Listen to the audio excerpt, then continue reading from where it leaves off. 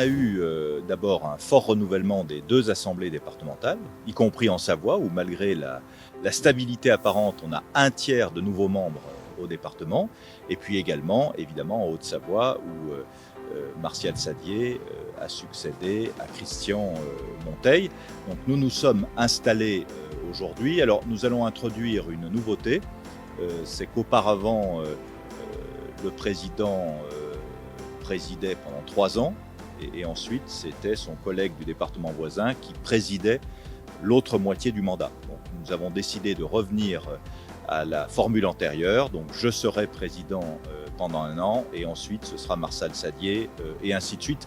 Avec Martial, ça nous a semblé évident, parce qu'il prend en main le département, et il me paraissait absolument impossible que le président de Haute-Savoie ne soit pas président du Conseil Savoie-Mont-Blanc avant 3 ans. Donc je pense que c'est une bonne règle d'alternance pour que chacun s'approprie les dossiers. Hervé Guémard et puis Christian Monteil avaient décidé que tous les 3 ans, il y aurait une présidence tournante.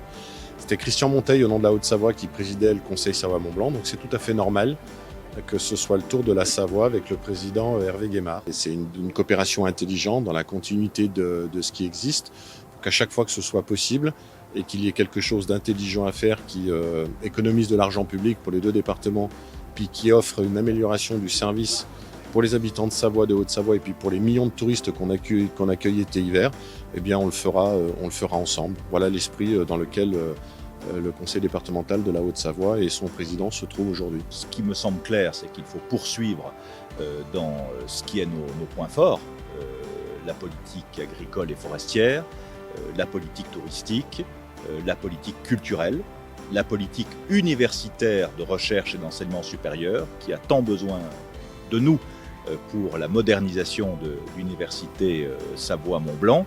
Et enfin, moi je souhaiterais qu'on réfléchisse ensemble, sans que forcément ce soit une compétence de Savoie-Mont-Blanc, sur d'autres sujets qui concernent la vie quotidienne des Savoyards. Par exemple, je pense qu'ensemble, on peut porter un beau projet de centre hospitalo-universitaire sur les 2 départements.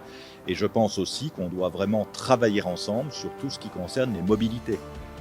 Ce qui veut dire évidemment la question du Lyon-Turin, la question de la circulation dans les Alpes du Nord, puisque on sait bien que le tunnel du Mont-Blanc et le tunnel routier du Fréjus ont des problématiques communes et sont parties liées. Et puis on sait bien aussi que le problème de la circulation entre Genève et Grenoble concerne grandement les 2 départements savoyards. Alors c'est des sujets sur lesquels nous n'avons pas de compétences en tant que tels, mais je pense qu'il est utile que le Conseil Savoie-Mont-Blanc soit un forum pour étudier ces questions.